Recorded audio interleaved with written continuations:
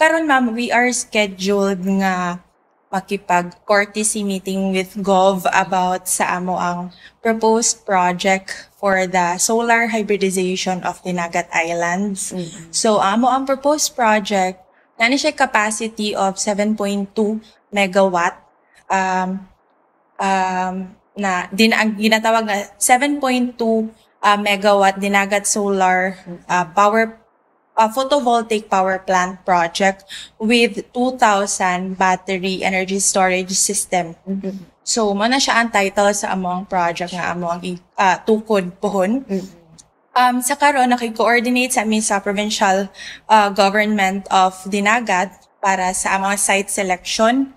So, with the assistance of Gov, with the Planning Office, Provincial Architecture's Office, o ang Provincial Engineer Office. So, itabangan mi nila mangita og sites nga amo ang schedule at adtuon for survey tomorrow. Asus tomorrow. Oo. Kay naaman mi gikinahanglan nga 13 hectares, which is mo'y required nga area for the capacity, which is 7.2 megawatt. So, which is dili pod siya sayon for us sa NPC kay dako gid siya. So ato nga nagpatabang mi sa provincial government. So magka-cover na siya entire province ma'am kanina? Yes ma'am. The 7.2 megawatt nga capacity is it will cover the whole island of Dinagat. Apil na dito sa Loreto, aside. So kana siya.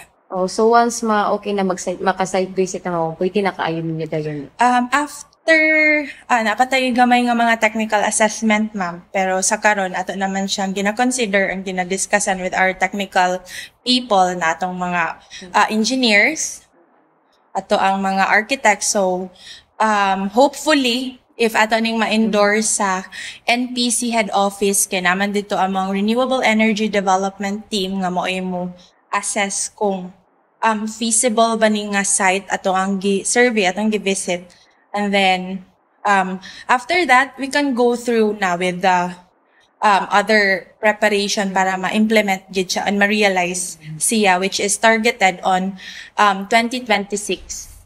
So, primerong project pa diri sa island, ma'am, or napod mo sa Uban Island po nagaing-ani po? Okay, ma'am.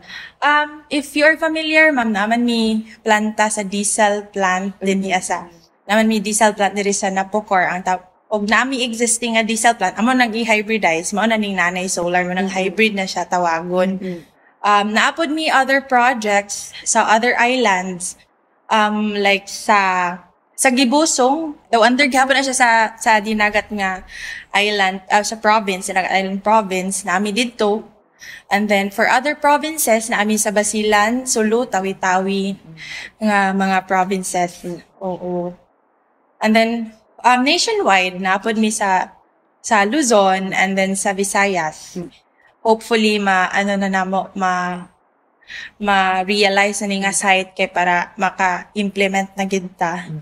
And then, moto ang gidiscuss ni Gov kaganina sa iyahang mga vision for Dinagat province. So, ang iyahang giingon is power is maugid ang iyahang kailangan para ma-realize or masuportahan yung mga visions, yung mga goals for the province. So, kami pod, og ang national government, NPC and the national government, mo support yun pod mi sa mga panginahanglanon sa atong mga island provinces in the country. So, mo nang naani among mga projects.